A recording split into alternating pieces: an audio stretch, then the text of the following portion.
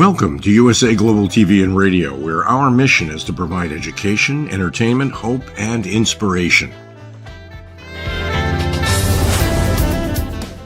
USA Global TV and Radio connects you with experts and audiences all around the world every single day to help you succeed in business and to live a richer life. Visit us at usaglobaltv.com to learn about career and life-changing training and mentoring programs like the Listening Mentor. Subscribe to our newsletter to stay informed about our special programs and offers. Discover how you can become a guest on one of our shows or a host or producer of a USA Global TV and Radio show of your very own. That's USA Global TV and Radio, where the doctor is always in.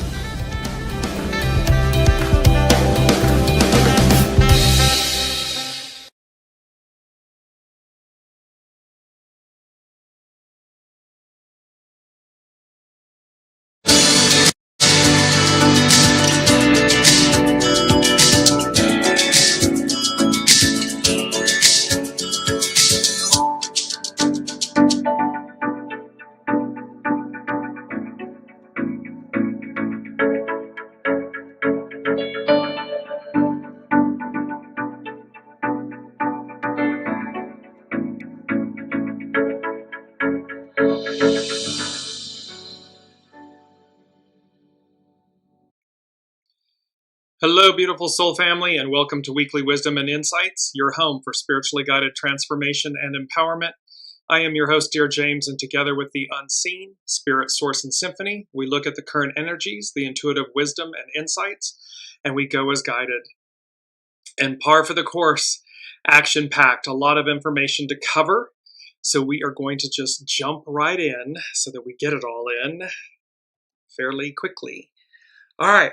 So again, it's January, it's a 1 month, so it's the creative, it's about taking initiative. It's master number 22, adorning, grace, and to accept. And it means that we adorn from the inside out. This is how we decorate our homes and so forth, but this is about how we adorn and walk with grace from the inside out. It's a 9-year all year long, so it's small restraints, surrender. We keep surrendering to our soul source connection, to our soul. 32, and this is about, and you will see against the astrological backdrop, this couldn't have been more perfectly timed. You don't reduce the number, the master number 22. So the 22, the 1, and the 9 become a 32. It's about duration, commit. This is about going the distance. And then the 3 and the 2 become a 5, nourished while waiting, patience. So as we look at these current energies, do so, because again, this is November, December of 2024, all the way through about the first half of May 2025. It's no joke. And 2025 itself, astrologically, the nodes of the moon are changing. Pluto has already changed and moved into Aquarius. The other 4 outer planets, the heavy hitters, are all changing signs 2025. We keep talking about this. It denotes there at the end of January, I believe, there's 7 planets that are going to line up one after the other. Boom, boom, boom, boom, boom. So there's all of this major energy. Welcome, Alicia. What we are looking at, though, and dealing with right now, in concert with all of that, is the SUN-PLUTO CAZIMI and the SATURN-PLUTO SEMISQUARE. I'll make sense of that in a second. So let's just look at the astro influences, the astrological influences. So on the 11th of January, the north-south nodes change signs. The north node is in Pisces, and the south node is in Virgo. There's one last aspect with an Aries, the node being in Aries, but that's moving out. On the 13th of January, Mars retrograde, out of bounds, is still opposite Pluto. So this is still going on, and it will be exact again on the 20th, I believe it's the 25th of April. On the 19th of January, the sun entered Aquarius. Just yesterday, 1/21/25. The Sun and Pluto are conjunct. That's a CAZIMI in astrology.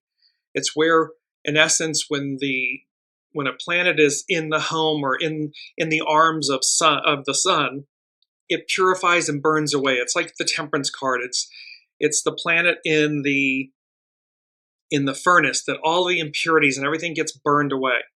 What's amazing about this is they're both at 1 degree Aquarius, 42 arc minutes.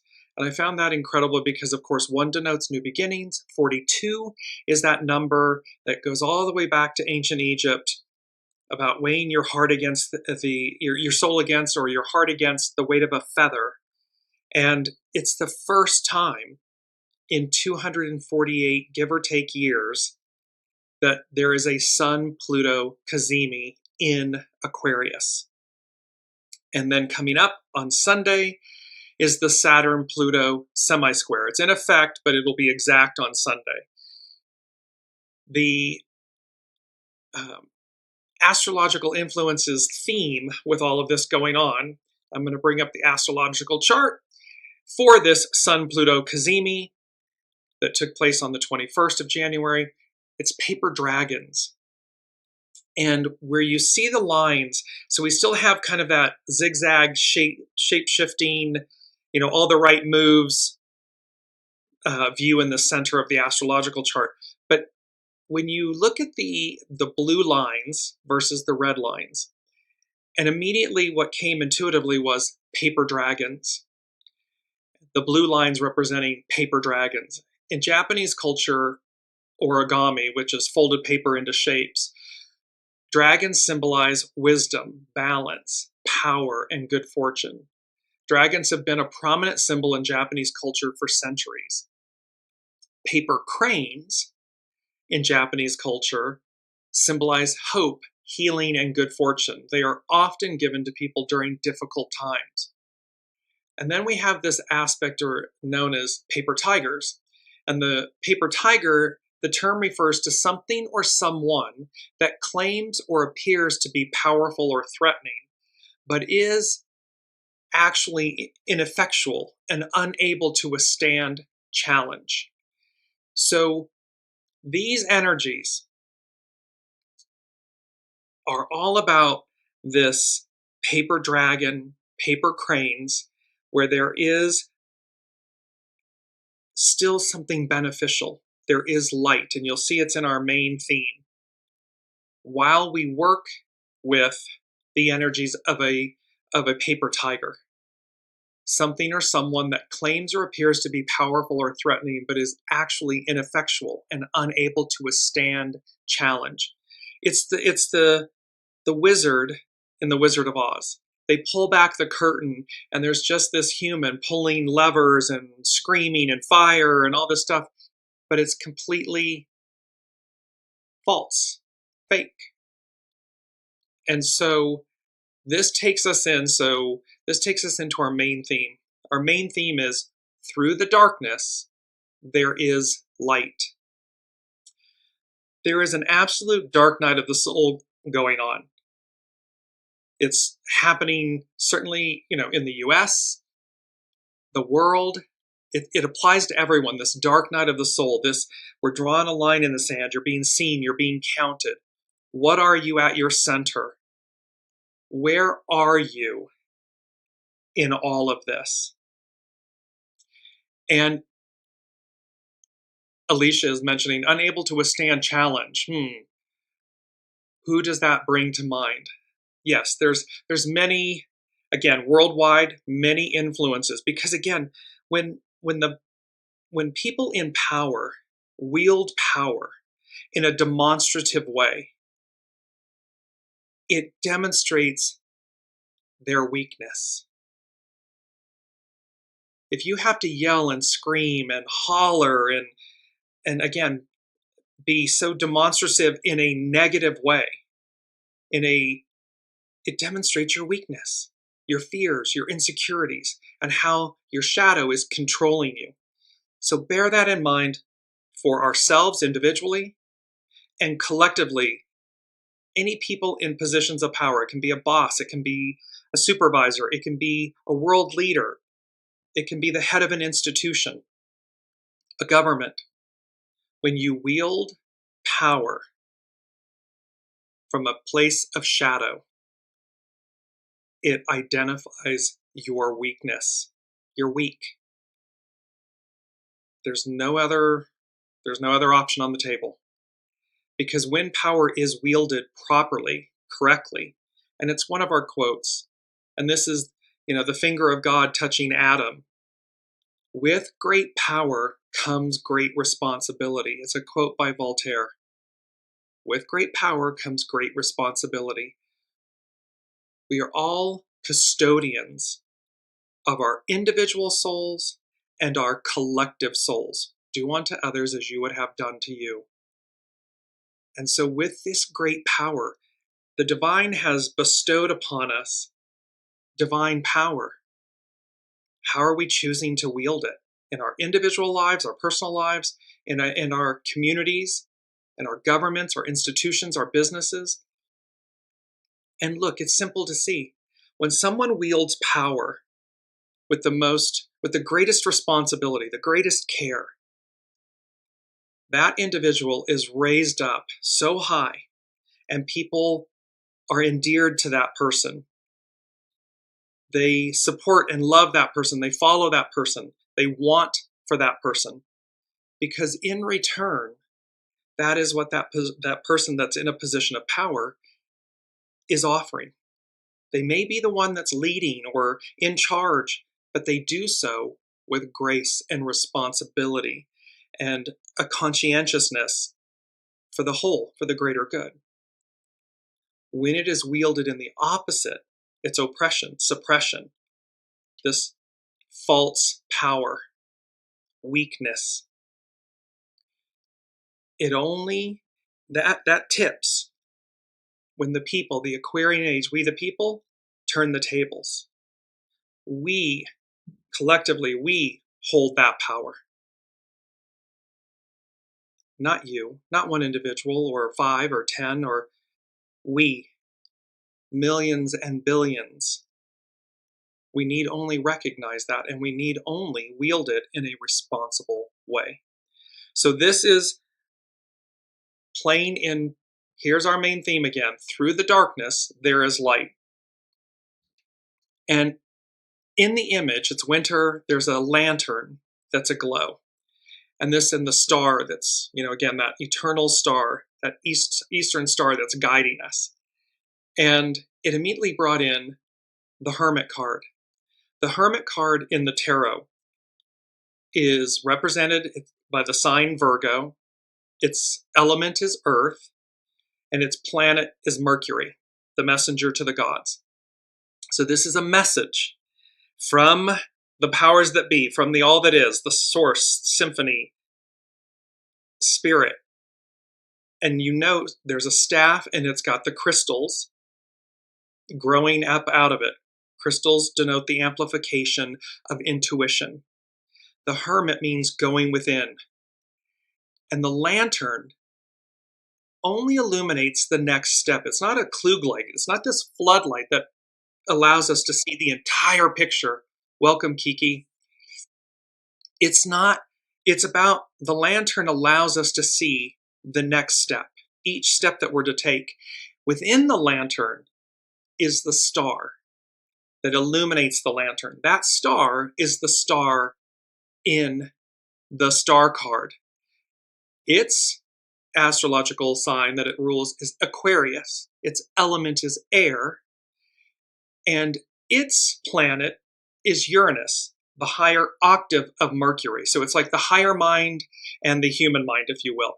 So here, Uranus expect the unexpected, but you see the beauty of this where it's again divine feminine, Aquarian, matriarchal, where she is 1 foot in the water, 1 foot on earth. She has the star with the other stars around her. It's the stars of the Pleiades. And she's pouring the living waters into the waters, into Mother Earth.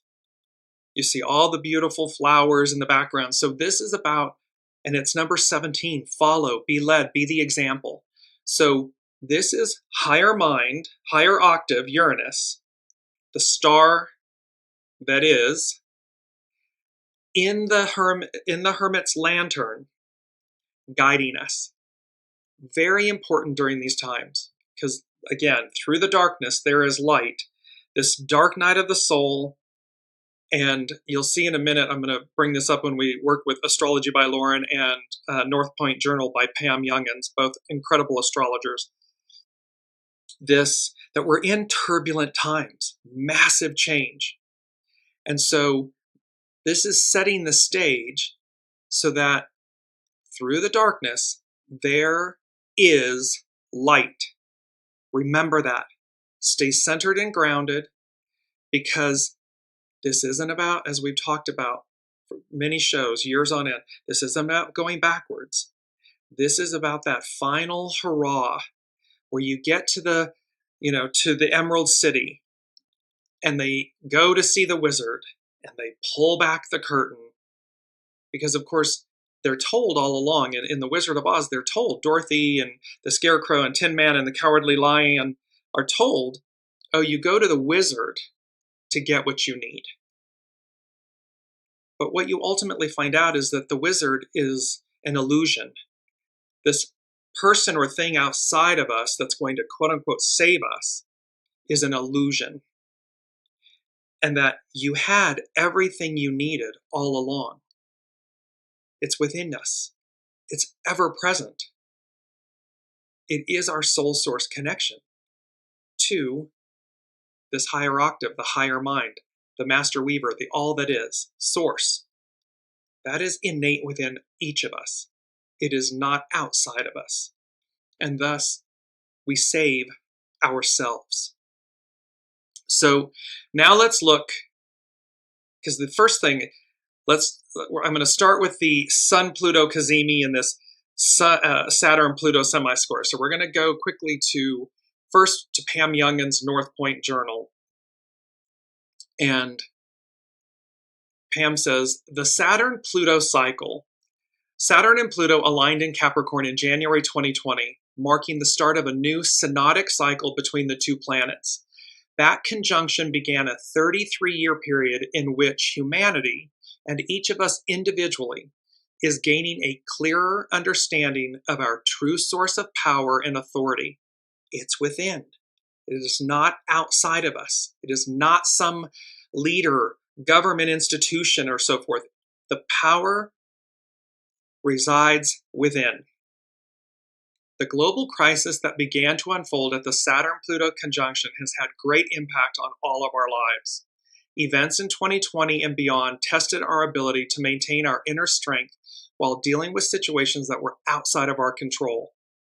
It represented the first phase of what ultimately will be a great dismantling of our reliance on external authority and of our human tendency to allow outer circumstances to determine our well-being.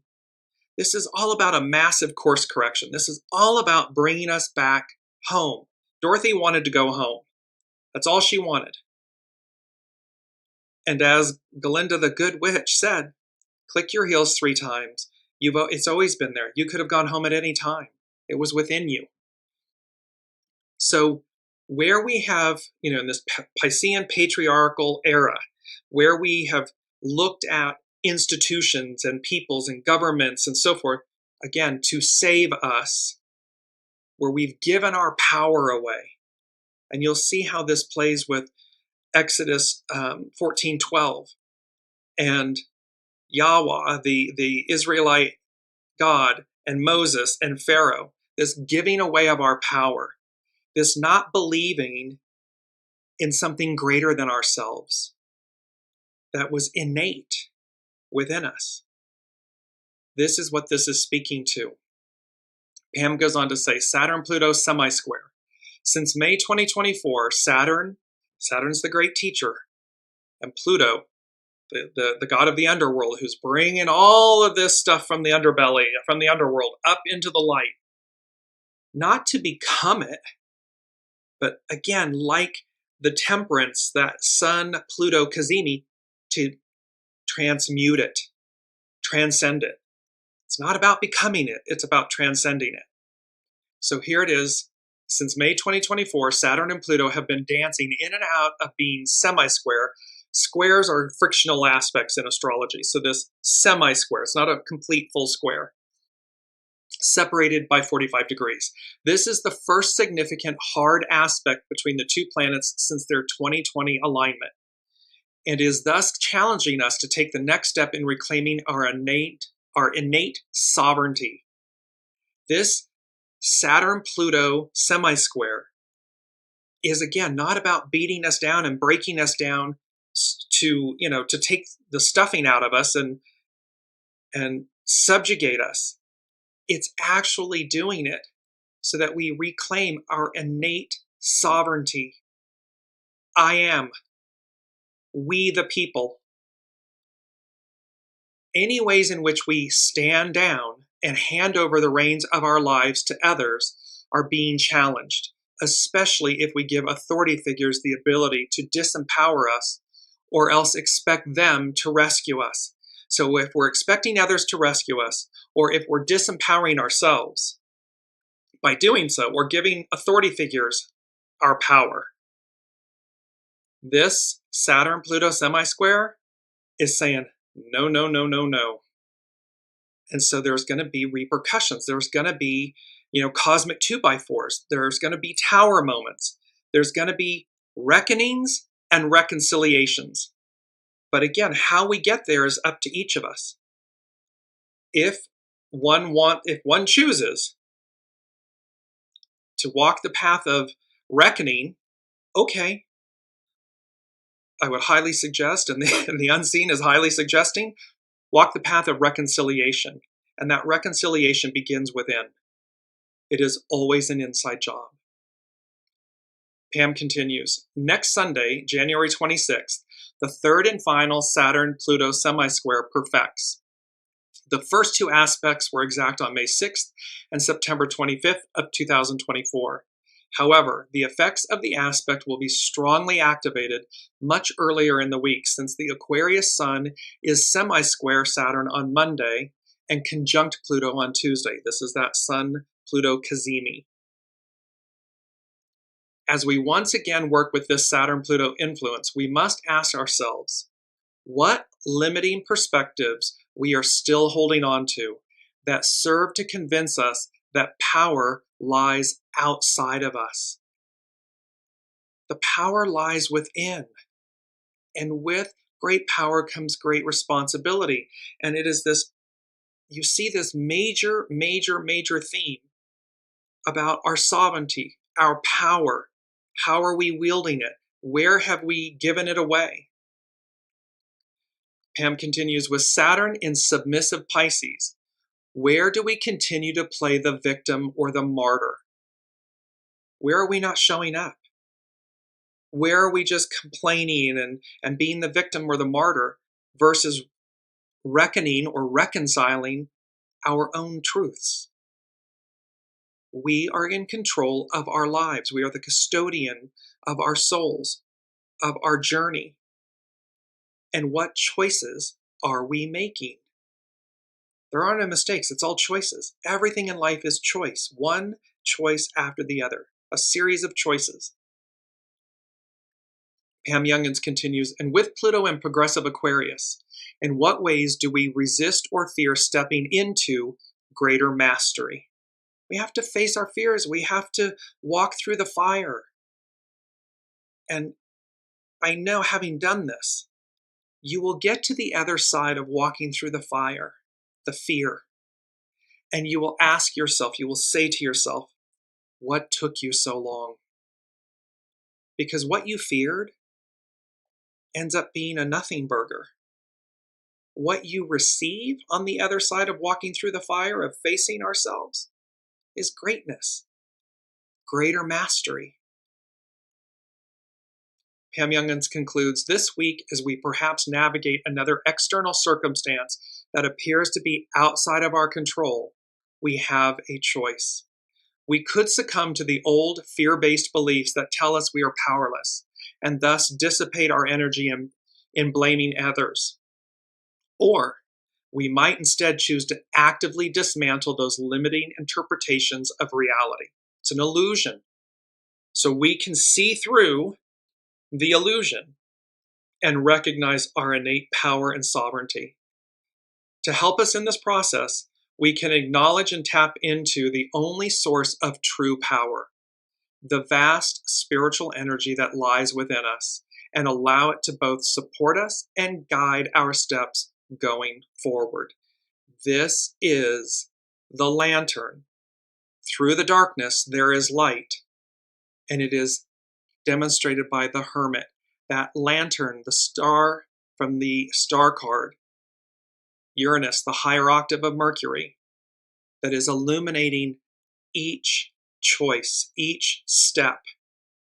It is not a Klug light, a floodlight that just shows us the entire picture. It is one that we must stay connected to, listen to, and go as guided. In that, it supports us and guides us forward. The first thing the unseen said about this Sun-PLUTO CAZIMI and the Saturn-PLUTO semi-square, this moment in time, again, November of 2024 through mid-May 2025, they said, quote, "We interrupt your regularly scheduled programming." This is a major interruption. This is breaking news. This is not business as usual, life as usual. Because what it's doing is it's interrupting the status quo. It's dismantling the status quo. It is shaking us. It's the mandrakes in the Harry Potter where we are being pulled up out of the tiny little pot and transplanted into the larger pot so that we have growth and expansion. Is the process painful? Evidently, possibly, because again, we have choice. 8 billion souls, humanity, has the ability to choose a higher octave. We can choose it every single day, individually and then collectively. However, when it's our lesser angels that we are in concert with, that we listen to, then it creates guck and ick and goo. It is the underside that Pluto, the god of the underworld, is bringing up to say, here you are. Here's what you've created. Here's what you've chosen. Do you like what you see? And when the answer is no, then the next choice that the hermit is demonstrating with that lantern and the star is to choose differently. Choose wisely. Recognize your innate power, your sovereignty, connect to your soul source connection, and then go as guided. It's a higher octave. It will always be true north. It will always be a higher octave. Period. So we interrupt your regularly scheduled programming. And it came with the second from the unseen. The second thing was time to choose. Make a choice. A final choice. And this speaks to then, they said, about being on the right or wrong side of history. Humanity has faced this moment many, many, many, many times. Being on the wrong side of history means supporting actions or beliefs that are later widely condemned as immoral or unjust, suggesting that future generations will judge those actions negatively. Essentially, taking a stance that is considered to be against the progressive movement of society, the advance of society. Yes, that can be scary because it's unknown. Exodus 14:12, the Israelites. They know the beast, they don't know Yahweh, the God of the Israelites, that is leading them out of enslavement, leading them to freedom and advance, a progressive movement of society, and will be viewed So this essentially taking a stance, being on the wrong side of history is taking a stance that is considered to be against the progressive movement of society and will be viewed as wrong in the long run. It is always used in a negative way or connotation, implying that the person or group holding the stance is on the wrong side of historical issues. The phrase implies looking back on history and judging past actions based on current moral standards. So it's time to choose, make a choice, a final choice. Are you on the right side or the wrong side of history? Because again, ample evidence to look back and see the choices made by those that were on the wrong side of history. And history, peoples, the judgment is harsh. Because again, you're either lifting people up, do unto others as you would have done to you, right side of history, or you're tearing them down, demeaning them, oppressing them, suppressing them, victimizing them, wrong side of history. And this is proven over and over and over again. Kiki is saying, it looks like the bad guys are winning, but I have faith in Aquarius and or God.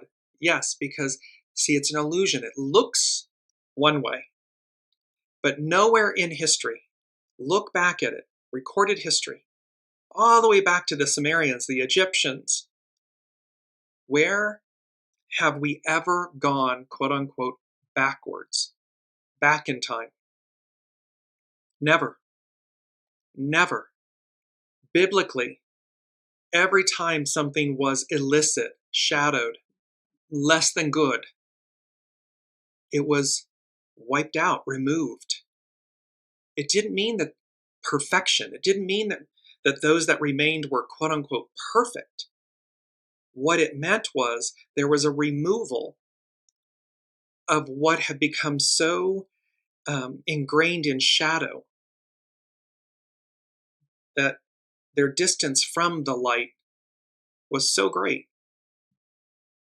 that it was removed over and over and over again.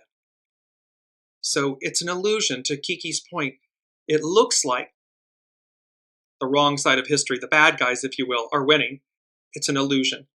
However, it plays a part. Everything's purposeful. You want to see where everybody stands? We're drawing a line in the sand. You're being seen. You're being counted. Which side of history are you on? It's a choice. So with that, we interrupt your regularly scheduled programming and this time to choose, make a choice, a final choice. Are you on the right or the wrong side of history? Because with this, the third thing from the unseen was pendulum swing. This was a show, and it was about Hark the Herald Angels Sing. That was a show back on April 24th of 2024, 4/24/24. And the unseen said, for this week with the energies, pendulum swing. Very, very bold, underlined, capital letters. It's only a matter of time. So this pendulum swing, something happens between now and the end of the second week of May, middle May. Something happens that causes a massive pendulum swing. It's only a matter of time. And then the unseen said, quote, we now return to your regularly scheduled programming. So there's an interruption, and then there's a return. It's like in a broadcast. You know, you're watching your favorite show, and all of a sudden, the news breaks in. We interrupt your regularly scheduled programming. They share with you what's going on, what happens to be of great importance or whatever. And then afterwards, we now return to your regularly scheduled programming. So again, November to mid-May, something within this window. And we're witnessing it right now on world stages. However, there's going to be a pendulum swing. How that occurs, what that is, but again, Uranus, higher octave of Mercury, all of these major planetary movements, all of this, the nodes changing, this planetary lineup of 7 planets, as above, so below. These are major activities occurring. So again, walk with grace. The Hermit is all about internal action, internal listening. You're going as guided, your intuition. Harness it, stay in the eye of the hurricane. Do not get caught up in the chaos and the confusion and the shadow that's taking place, so that you're on the right side of history and you find that you're delivered. You find that your faith was greater than your fear. This is so important. So now let's move to Astrology by Lauren. And her title for this week is On the Edge, Saturn Semisquare Pluto. The challenges of change are always hard. This is a quote by Hillary Clinton. The challenges of change are always hard. It is important that we begin to unpack those challenges that confront this nation and realize that we each have a role that requires us to change and become more responsible for shaping our own future. See, this is about accountability, responsibility. With great power comes great responsibility. And this isn't, while she's speaking, Hillary Clinton in this quote is speaking to the United States, that we must unpack those challenges that confront this nation, the United States. This is applicable worldwide. This is applicable to all of us. So Lauren continues. One of the prevailing transits of the latter half of 2024 and the first few months of 2025 is a semi-square between Saturn and Pluto, which is exact on January 26th. It is one of those so-called minor aspects that we often will ignore, but simply won't go away no matter how much we pretend it isn't there. The unseen talked about, all of this is just coming at us, like full frontal coming at us. You will not be able to turn away. It's information overload, but it's uncovering, if you will, all the shadow, all of the illicitness, so that the truth, the light, the truth prevails. It remains in the background of our lives, perhaps in the ways that we put up with things that annoy or even harm us, in the ways that we remain stuck by avoiding or pretending that there is no problem, because it is so much easier to do so rather than face the truth, or God forbid, change it. See, it's all about choice. Are the ostrich burying our head in the sand? This whole thing of like, fa la la la la, it doesn't exist and I'm going to ignore it, and that doesn't work. There's no hiding from this. And so again, is it reckoning? Is it the path of reckoning or the path of reconciliation? Choose. It's a choice. Time to choose. Make a choice, a final choice. Right or wrong side of history. There is an inference with this not so minor aspect that something is broken, ending, or on the verge of destruction. And we cannot ignore it any longer or pretend it will just go away. It needs fixing, if it's not already too late. So again, we get those warnings in our individual lives and in our, unity, the whole of the whole. The unseen is giving us the flashing warning lights. It's all given to us in knowings, in experiences, intuition, gut. Then it gets louder. Then we get flashing red lights. And eventually, the unseen just pulls out the cosmic 2x4 and just whacks the crud out of us. So whether it's individual, that we're avoiding something, ignoring something, or collectively, it's about something's broken, something's ending, something's on the verge of destruction. We cannot ignore it any longer. We can't pretend it'll just go away. It requires fixing, transmuting, transcending, if it's not already too late. This week, so Astrology by Lauren, she continues, this week the sun shines a light on this situation as it enters Aquarius and forms a conjunction with Pluto. It is hard to ignore the elephant in the room when Pluto dives into the heart of the Sun. This is the SUN-PLUTO CAZIMI. And the truth is laid bare for all to see. See, there's truth being laid bare. It's the Sun, our life force, the greatest light, and Pluto, god of the underworld, bringing all this muck and guck and goo up that we've created. Humans have created this by their choices, by their accumulative choices. And so whether it's our individual lives or our collective lives, we each got here. We each made accumulative choices. And now the Sun is with Pluto going, yeah, this dog, all of this muck and guck and goo, that dog don't hunt. That's not going into the future. It must, like the temperance in the forge, it must be, the impurities must be pounded out of it, released from it, so that what goes forward is pure. It's of a higher octave, a higher quality. Astrology by Lauren. Interestingly, the Sun-Pluto conjunction coincides with Inauguration Day here in the United States. This is when a former president returns once again to lay his hand on the Bible, which did not take place, and take the oath of office, thereby becoming the 47th president of the United States. Kudos to astrologer Austin Coppock, who pointed out that the last time the Sun and Pluto were conjunct on Inauguration Day in the United States were during the two terms of James Madison in 1809 and 1813. History may repeat itself. It will always be different, but we can look back at history.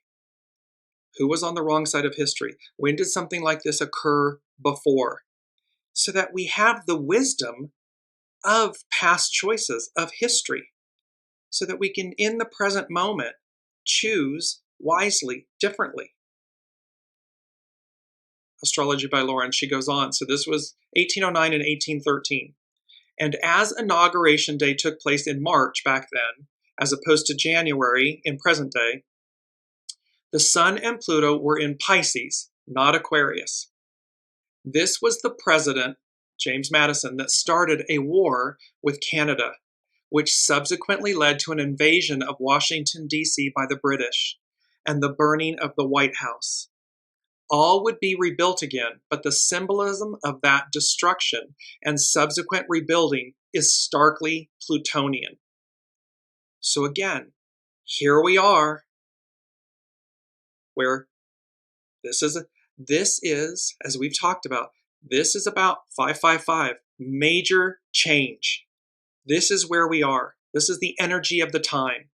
These are turbulent times. This is an image that Astrology by Lauren is using. Here's the globe of Earth bouncing on stormy waters, turbulent times, and tower moments. Where are we cleaving to the past? Tower moments can be both perceived as positive or negative. Ultimately, they are divine and neutral, period. However, how you experience a tower moment, is the cosmic 2x4, is it a path of reckoning, or is it this joy of the tower moment, something that propels you forward, and it's a path of reconciliation with yourself, with the divine, with your soul source connection. This is where we find ourselves. This is the moment we're in. This dark night of the soul, turbulent times, major life changes, as above, so below, all of this change. How we experience it is up to us, individually, collectively. So Lauren continues, breaking down the Saturn-Pluto cycle, we know that Pluto has to do with power, pure, unadulterated power. Who has it? Who owns it? Who wields and leverages it? Pluto also has to do with transformation, rebirthing, rebuilding. Saturn, on the other hand, has to do with authority, leadership, the infrastructures of a society, its laws and its mandates. Saturn-Pluto times are often indicative of shifts in power and control. For Saturn represents the status quo, and Pluto dares to transform these. So again, When you wield power from a place of weakness, fear, you can yell and scream and be the raging Wizard of Oz with the smoke and the fire and the booming voice. And when you pull back the curtain, the emperor has no clothes. It's an illusion. And it reveals your profound weakness. If you don't know something, ask. Lead with integrity. Lead with care. Whether it's in your home, whether it's with yourself, whether it's you're a supervisor or a manager or a CEO in a company, or you're the president or the prime minister of a country. Lead. With great power comes great responsibility. Lauren continues. Also due to the karmic nature of both planets, Saturn and Pluto, the Saturn-Pluto cycles will show us the consequences and spawn of neglect, greed, and selfishness. Natural disasters can be exacerbated by selfish self-interest and self-preservation, while those who are already powerful and wealthy seek to further enrich themselves. These planets are historically associated with suffering and fear, especially when we indulge their shadow expressions, and thus can wreak far-reaching global consequences as a result. That includes things like refusing or avoiding taking the necessary actions that can mitigate the effects of climate change. So again, if we're burying our head in the sand, if we're just ruthless with our choices, if we are not acting with and wielding power with great care and responsibility, it's the shadow elements. It's all happening for a reason. It's all happening to show us ourselves, our choices. So again, whether this is individual in your individual lives or collectively, world over, 8 billion souls, the truth is laid bare. We cannot turn away from it. And at this moment in time, we can't turn away from it, because it is such a major transition in Earth, humanity's structure, timeline. So again, the guck and the muck and all that shadow stuff from Piscean patriarchal era cannot and will not go into the matriarchal Aquarian era. Will not. So there's no hedging, there's no, negotiating and bartering and so forth. And this is true individually. This is true of any business, institution, government. It cannot and will not go into the new. Lauren continues. On the other hand, these planets can also bring something of a reality check, which can be a good thing. Wherever these planets are falling in your natal chart, your birth chart, are areas in your life that require greater honesty and integrity. So where Saturn and Pluto are in your respective chart, you will see those houses, what they represent, 1 through 12. You can look to see what do those houses represent, and this will be an area in your individual chart where it will require greater honesty and integrity, greater truth, greater reconciliation. There may be some hard truths and difficult decisions to be made as a result, but the greater your integrity and the more honest you are with yourself, the more likely you will prevail. Because this is all about truth. It's all about truth and purity and justice and reconciliation, no matter how you choose to experience it. On its divine neutral level, that's what it's for. It's for you. Lauren continues, Saturn-Pluto transits can sometimes feel like the destruction is imminent, or that we are going to see all our hopes dashed to the ground. But that is not necessarily so. Saturn-Pluto cycles can also be about long-term and major commitments to things that can totally transform our lives. Commitment, vows, commitments, those that are coming up shortly with the hexagram 32. The semi-square is when we become that much more aware of the challenges and roadblocks that we are facing. Challenges and roadblocks are opportunities, period. It's about seeing something through the illusion for what it truly is. What is it there to do for you? Saturn-Pluto transits are also about survival and then rebuilding. Think of the destruction wrought by the fires in California these past weeks and the devastation in Gaza wrought by war. Saturn-Pluto can also give a tremendous resolve. We need that resolve. This is about changing the hard stuff. Things like old habits, old assumptions, things that we take for granted about ourselves and rarely address.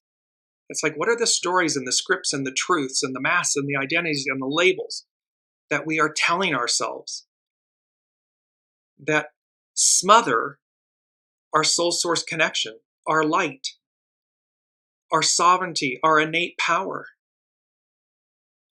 Lauren concludes, do not allow your inner fears, demons, and self-doubt to dissuade you. If there are roadblocks ahead, opportunities, think of them as speed bumps and reality checks. Saturn-Pluto people are the survivors, the ones who overcome, prevail, and can even change the world. There is great force in this transit. Therefore, respect it and use it wisely, and use it to face any of the hard stuff that you are hoping to accomplish in your own life as well. So, 4 from the unseen is there's far more going on than meets the eye. This time, this moment, this Sun-Pluto CAZIMI, this Saturn-Pluto semisquare, this Sun-Pluto CAZIMI, first time in 248 years, November to mid-May, there's so much. There's far more going on than meets the eye. And there's a difference between what we see. We had the Two of Swords last week or the week before. The Two of Swords, she's blindfolded. So there's far more than meets the eye. We are being asked, it's the Hermit, we are being asked to see with our internal eyes, our internal wisdom, our soul source connection, not our two physical eyes that can see what they want to see, ignore, barter, negotiate, procrastinate, bury our head in the sand. There's far more going on here. It's number 4. It's foundational. This is foundational. So it's big. Welcome, Olivia. So, and this, as we come into hexagram 32, and this is with Carrie Hone at cafeosoul.com. Number 5 from the unseen. They said, going the distance, commit with an exclamation point. So again, this is playing the long game. This is playing chess, not checkers. This is strategic. It's number 5. It denotes change. So going the distance, commit. And this is where hexagram 32 is duration. Its action is commit. Its hidden influence is determination, breakthrough. So it's for us to be determined to get to the other side. Not to go backwards, but to get to the other side, to the world before us. The golden age, what came before us and what's before us. And its underlining cause, 42. There's that Sun-Pluto CAZIMI, 1 degree Aquarius, 42 arc minutes. Its underlining cause, hexagram 32, is 42. Increase, expand. This is about increasing us, expanding us, allowing us to experience an octave of self that we have yet to realize, yet to experience. And again, think back. Before black and white, there was no picture. So we go from no picture to black and white to color.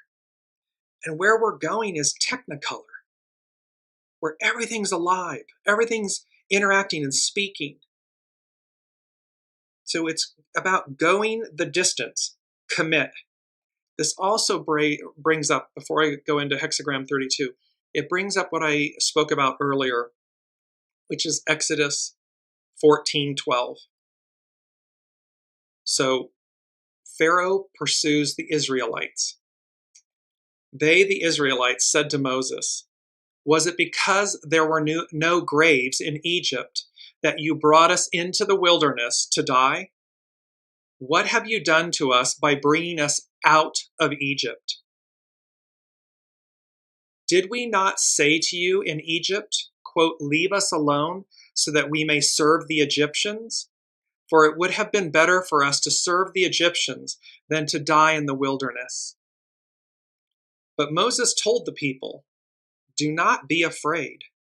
Stand firm, and you will see the Lord's salvation, which he will accomplish for you today. For the Egyptians you see today, you will never see again. There's this point about commitment to getting to the other side, a commitment to what lies before us. And just like in biblical times, in the Exodus, Yahweh, the Israelite God, parted the sea, brought water from rocks, manna from the air, caused many things biblically referenced to show authority and power. And because the people, the Israelites at the time, didn't see, there's no floodlight, there's no big Klug light showing. There's just the hermit with the lantern. Take the next step. Take the next step. Keep taking the next step. Because they didn't know the whole picture, what they said to Moses and God was in essence, well, and flatly, we were better off enslaved with Pharaoh. Why did you do this to us? Well, it's no different today. Where are we in a Piscean patriarchal era? And these institutions and the way of life and beliefs and everything have become so corrupt that we no longer do right by. It's not our best angels, it's our least angels, our worst. It's our shadow that we operate from. And because that beast is greater than the light of day before us, many are choosing to say, no, I'm better off enslaved. We should think about that for a minute. Think about the fact that you are choosing, should you be choosing this, you are choosing to remain enslaved. When the moment, this moment, just like then at the time of Exodus, was a moment of liberation, freedom, opportunity, the land of milk and honey, expansion, a higher octave of ourselves. And all it requires of us, as it required then, is faith and trust and commitment. Go the distance, commit. Not to something outside of us, but to something that is innate within us. The truth that, yes, there's fear, but guess what? Is this it? Where you've been? Is this it? Or is there something greater? Is there something yet before us that will expand us, enrich us, illuminate our innate power and divine sovereignty in a matriarchal, Aquarian, we the people era? Hexagram 32, carry home, cafeosol.com. And the same commitment should be cultivated in the following way. And let me just back up for a second because there's two beautiful quotes. Commitment is the force of attraction that brings all things back to you. Commitment is the force. Astrology by Lauren is talking about the force of this time. Commitment is the force of attraction that brings all things back to you. And our second quote by Voltaire, that first one was by Carrie Hone. The second one is, "'Tis not the many oaths that make the truth, but the plain single vow that is vowed true." It's not all of this pontificating and, the truth speaks for itself. So it's not about the many oaths that make the truth, but the plain single vow to the truth that is vowed true. This is by Shakespeare. So again, we have this opportunity, we have this ability before us to reclaim our innate sovereignty, our innate power, our innate divine connection. And it is here, at this moment, we interrupt your regularly scheduled programming. Time to choose, make a final choice. Because there's far more going on than meets the eye. And so here with hexagram 32, the nuclear trigrams, the interior lines of the hexagram, of the trigram, so the nuclear trigrams of the joyous lake and the creative portray firmness in joy. Firm in joy, you will experience the joy of discovery. The image of two broken pieces of pottery that fit together perfectly suggests that partnership formed at the threshold of perspective. So it suggests the partnership formed at the threshold of perspective. How do we see things? Commitment is the force of attraction that brings all things back to you. Commitment gives durability to the changes. Nature is composed of phenomenon that arises from the unseen or hidden movement of something deeper. There's far more going on that meets the eye. Thunder is the explosive sound of expanding air when heated by lightning. Wind is the movement of air when hot and cold pressure systems collide. Although you cannot see the greater force, you can observe its effects in what unfolds. This is how a commitment or trust in the way gives durability to that which is to come. It's a fait accompli. It's about moving forward. It is about where we are going, not where we've been. We harness the past to guide ourselves. It's like the rear view mirror in the car. We don't drive backwards. We harness the force, the power, the benefit of the rear view mirror, the side mirrors, to see what's behind us as we navigate, drive forward. Carrie Hone continues, benevolence is an unconditional appreciation for what is and keeps you open. Union brings two things together to make them one. Self, ego, mind, personality, soul, source, connection. So that it brings these two things together and it keeps you kind and benevolent and open. In this case, your inner perspective is joined with experience. Whether in relationship to each other or to events or to oneself, stand firm and do not change direction. Embodied in hang, which is, duration, so this committing.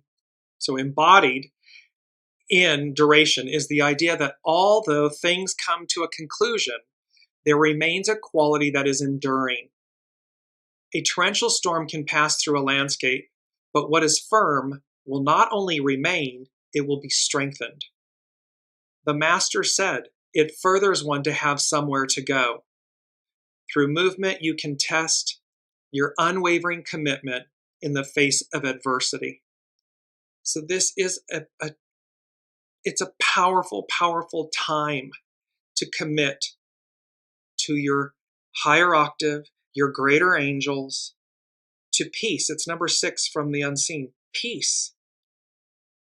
Make a commitment to peace, to a higher ideal, to what lies before us. Because again, history will judge this time, this moment. It will judge us, and it will define whether we are and were on the right or wrong side of history. The journey may be painful. However, Source, the all that is, the unseen, Spirit, Source, and Symphony, angels, guides, they're with us.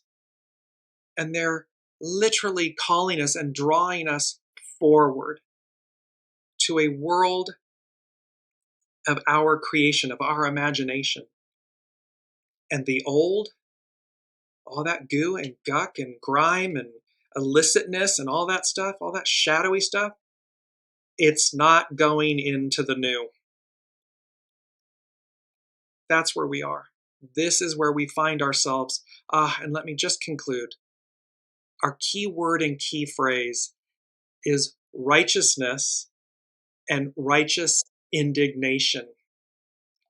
And righteousness, the quality of being morally right, true, or justifiable, acting in accord with divine or moral law, a feeling or way of life that is all about doing the right thing. Do the right thing. It's not hard. It requires commitment. It requires going the distance. It requires faith and trust. Because you'll know when you're being deceptive. You'll know when you're doing something less than that. And righteous indignation, anger that is primarily motivated by a perception of injustice or another profound moral lapse. A feeling of anger or shock that is motivated by a sense of injustice or moral wrong. Strong feelings of anger when one thinks a situation is not morally right or fair. This all has to do with, so righteousness and righteous indignation, it all has to do with, are you on the right or the wrong side of history? What are the choices you are making in your life? What are the choices we are making as a collective? A group, a business, an institution, a country, industry leaders? What are the choices, and are they morally right and fair? Are you doing the right thing? Do unto others as you would have done to you. It's simple. And it all culminates Exodus 14:12. We have the opportunity to receive greatness, the land of milk and honey, this expansion, this greater arc of ourselves. We need only choose it. Until next week, I will leave you there. Very powerful, very, for me, very powerful. I hope, let me know in the comments, I hope it was equally the same for you. And I hope we all choose our higher angels, our higher selves, and keep taking one step right after the other. Put the image of the hermit, that beautiful lantern, put it up on your altar, put it up in your car, put it to remind yourself that at every step you have the ability to make better, higher, octave, pure, good, do the right thing choices. Can't wait to see you all next week and see, because it will be the Chinese Lunar New Year, the year of the snake, and we will have snake medicine and so forth. So until then, be well, be kind, love you all, and we will see you next week.